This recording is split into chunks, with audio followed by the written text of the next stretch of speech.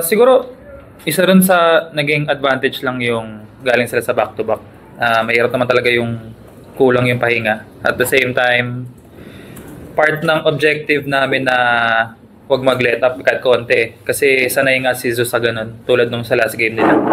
So, yun nga. Ang in-advise lang naman kung kaya kontrolin, since kami naman yung medyo fresh sa pahinga, i-kontrolin na namin agad. So, yun nga. Buti nakuha naman ang 3 sets.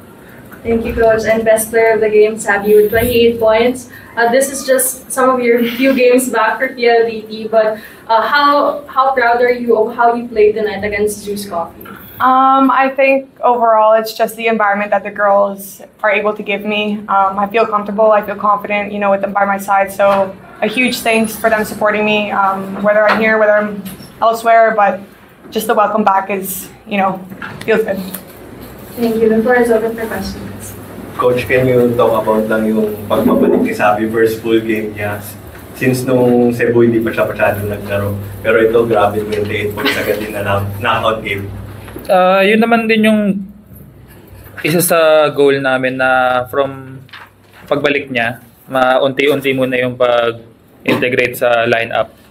At the same time, ganoon din kasi yung respect namin sa Zeus, lalo kala Jov na ilang games na nagpo-produce ng double digits. So, yun na yung pinaka-hinanap namin na pangontra talaga, which is yun nga yung kay Sab.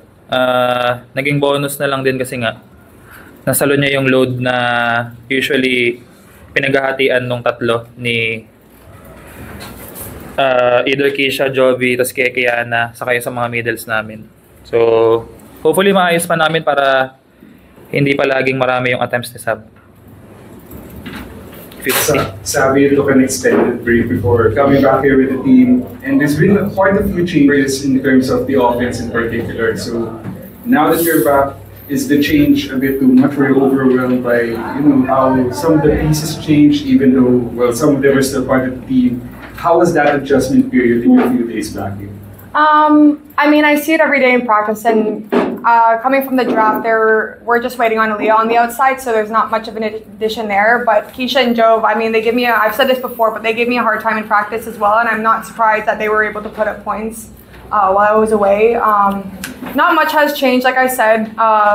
The girls have made it more than a welcoming environment for me to come back to, and just the adjustments that I have to make are personal and not so much, team-wide.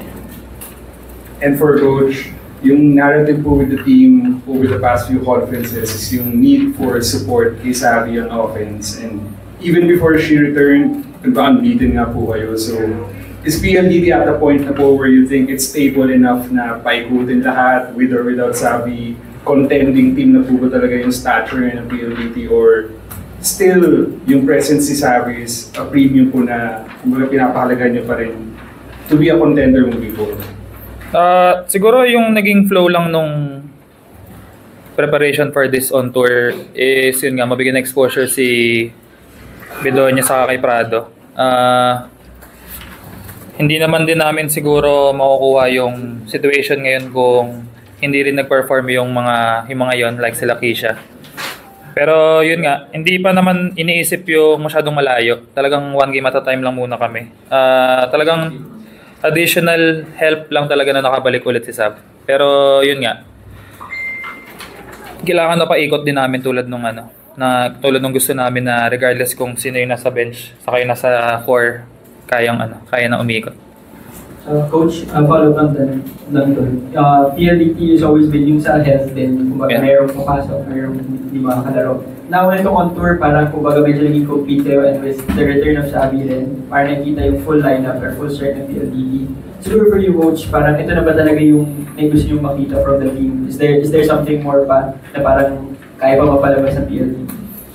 Siguro yung mga galing sa injuries, yun naman talaga yung goal, na makabalik sila. Pero from the lineup namin, kahit yung last conference, kahit may mga nakabalik ngayon, marami rin namang nawala. Like yung nakalaban namin si Fiola sa si Erica. Pero yun nga, kung sino yung talagang nandyan, pinrepair naman din talaga namin.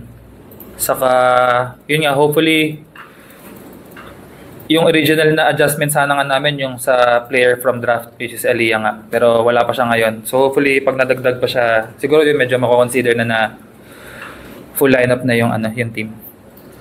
Coach, sa on-tour so far, undefeated pa yung PLDT. So, kano kalaking boost lang yan for the team heading into the semifinals na knockout round din siya?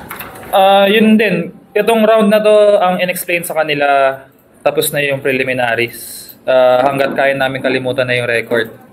Talagang yung record na yun, binigyan lang kami ng magandang schedule. Tapos na. So, itong simula nitong, ano ba ngayon? Simula ng round ngayon, talagang knockout na lahat. So, wala nang basis yung naging record namin. Talagang one game at a time na lang talaga. So, ang mas iniisip na lang namin yung itong dalawang importanteng laro na lang. Thank you, Coach. Thank you, Sammy. Yes. Congratulations. Thank you.